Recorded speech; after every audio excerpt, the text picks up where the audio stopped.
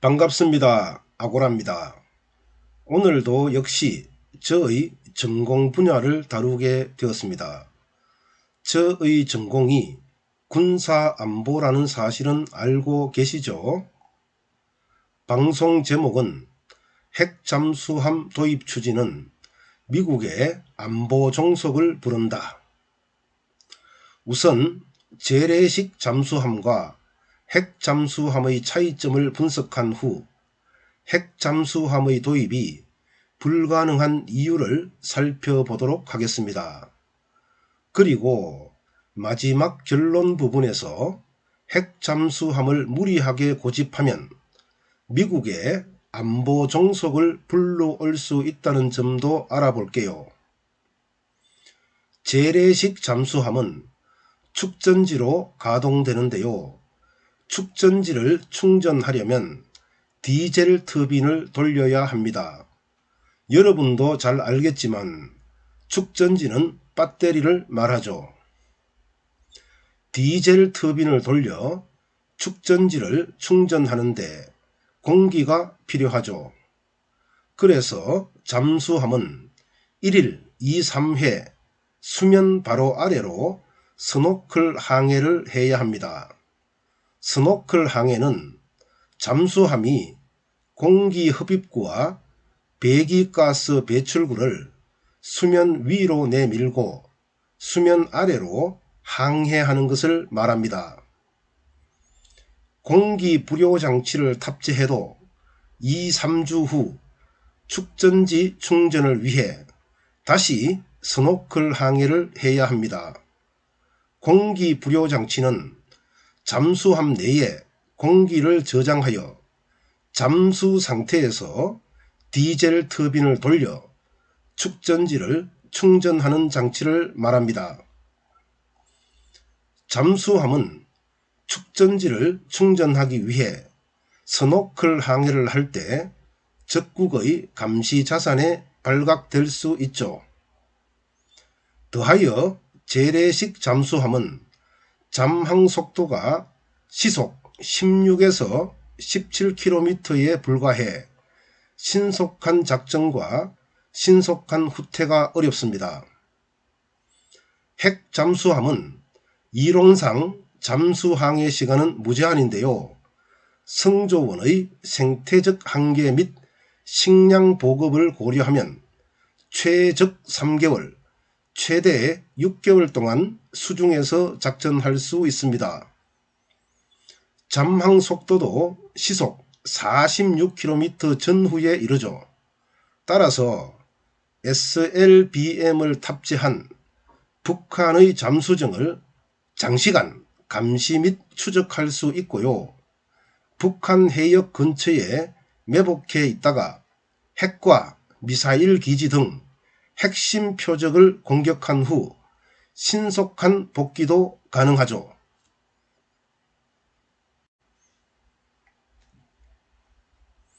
문재인 정부의 핵잠수함 사랑은 남다른데요. 대통령 후보 시절인 2017년 4월 27일 방송기자클럽 토론회에서 핵추진 잠수함의 필요성을 강조한 바 있죠.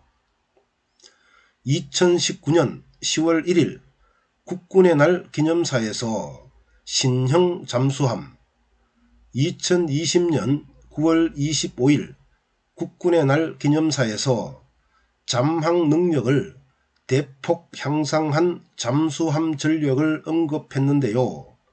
신형 잠수함과 잠항 능력을 대폭 향상한 잠수함은 핵 잠수함을 말하죠. 2020년 9월 16일에서 20일 문재인 대통령은 김현종 국가안보실 제2차장을 미국에 파견하여 핵연료 공급을 요청했는데요. 10월 6일 청와대는 확인해 줄 수 없다는 내용의 브리핑을 했죠. 국익을 언급하면서요. 따라서 미국의 핵연료 공급 요청은 사실인 듯 합니다. 2020년 8월 10일 국방부가 공개한 2021년에서 2025년 국방중기계획에 4,000톤급 잠수함 건조가 나와 있는데요. 여기에 핵추진 엔진이 탑재될 수 있을까요? 현재 청와대는 가능하다는 태도입니다. 그러나 여기에는 3중 방어막이 존재합니다.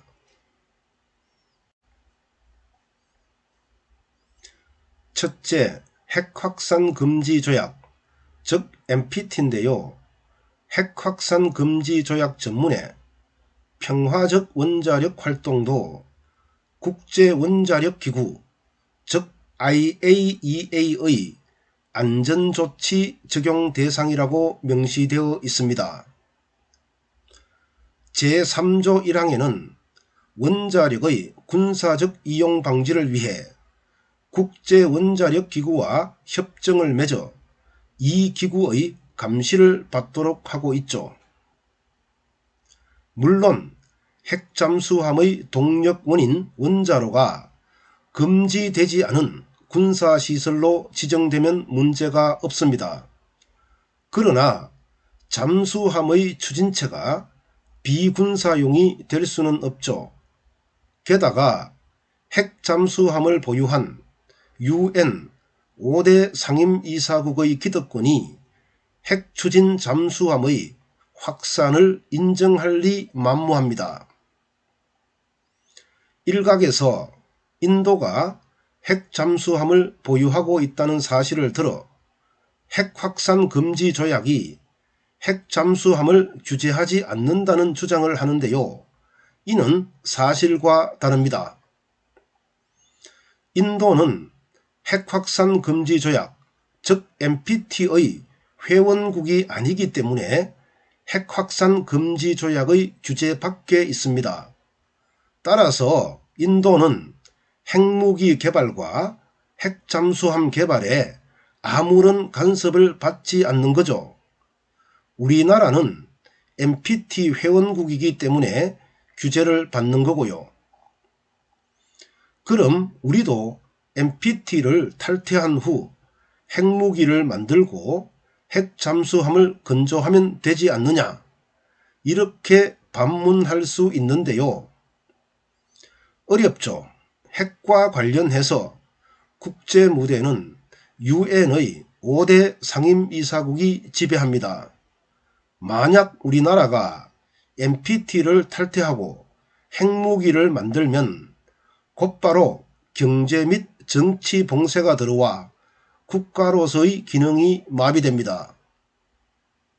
인도와 파키스탄이 NPT 규제 밖에서 핵무기를 개발한 결과가 무엇인가요? 바로 정치 및 경제 봉쇄로 인한 국제 무대에서의 고립이죠. 두 국가는 지금도 국가라고 보기에 무리가 있을 정도로 고립되고 못 사는 국가입니다. 둘째, 한미원자력협정입니다. 한미원자력협정 제11조를 보면 한국은 미국과 서면 합의를 통해 우라늄을 20% 미만으로 농축시키고 사용할 수 있도록 되어 있고요. 제13조를 보면 핵물질의 군사적 이용을 금지하고 있습니다. 첫째에서 언급했듯이 핵잠수함의 원자로가 군사적 이용이 아니라는 결론을 이끌어낼 수 없고요. 핵잠수함에는 20% 이상의 농축 우라늄이 필요하므로 현 협정 하에서는 핵잠수함의 개발이 불가능합니다. 한미원자력협정을 개정하여 우라늄을 20% 이상으로 농축할 수 있도록 하고 핵물질을 군사적으로 이용할 수 있도록 하면 되지만 미국이 허용할 리가 없죠. 우리가 핵무기나 핵잠수함을 보유하면 우리나라에 대한 미국의 영향력이 약화되고 핵무기와 핵잠수함의 확산으로 전 세계에서도 미국의 영향력이 줄어들기 때문이죠. 셋째, 한반도 비핵화 공동선언입니다. 한반도 비핵화 공동선언 제2조에 핵에너지의 평화적 이용이 규정되어 있습니다. 그러나 북한이 제6차 핵실험까지 했기 때문에 여기에 얽매일 필요가 없다는 주장도 있습니다. 하지만 우리가 핵을 군사적으로 이용하면 북한의 핵무기에 간섭하기 어렵고 최악의 경우 북한의 핵무기를 인정해야 할 수도 있습니다. 결과는 뭘까요? 바로 남북한의 핵 군비 경쟁과 공포의 평화 상태죠. 냉전시대의 종말처럼 북한이 붕괴하면 이러한 두 가지 문제가 해결되지만 그때까지 막대한 안보 비용과 극심한 국민 불안을 감수해야 합니다. 이러한 상황보다 우리가 핵을 평화적으로 사용하면서 북한에게 비핵화 약속을 지키라고 압박하는 것이 훨씬 더 합리적이지 않을까요? 재래식 잠수함, 즉 디젤 잠수함의 작전 능력에는 문제가 많습니다. 그렇다고 핵 잠수함 도입이 가능하지도 않습니다. 우리가 무리하게 핵 잠수함을 고집하면 미국의 덫에 걸려들 수 있는데요.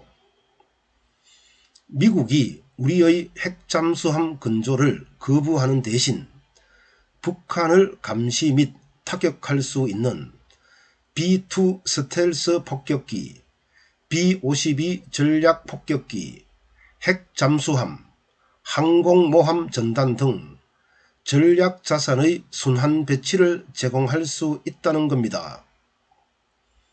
미국의 전략 자산 한반도 전개, 여기에 대한 비용은 누가 내야 할까요? 미국은 우리에게 비용 분담을 요구할 겁니다. 미국의 전략 자산 한반도 전개, 현존하고 있는 주한미군의 주둔 비용, 즉 방위비 인상의 강력한 근거로 작용할 수 있습니다.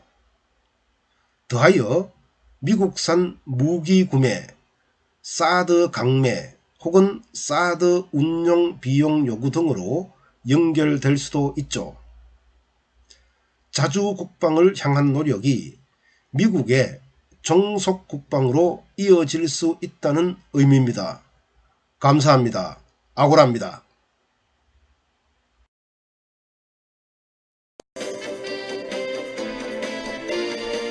엘리트층이 일종의 선민의식을 가지고 있는 것 같다. 청문회 때마다 늘 불거지는 고위공직자들의 병역 의혹 등이 이번 청문회에서도 똑같이 되풀이되고 있는데요. 경남대 이재영 교수의 말입니다. 이 교수는 청문회 때 여야가 병역 문제자를 철저히 배제하는 식의 전례를 만들어야 한다면서 이렇게 말했습니다.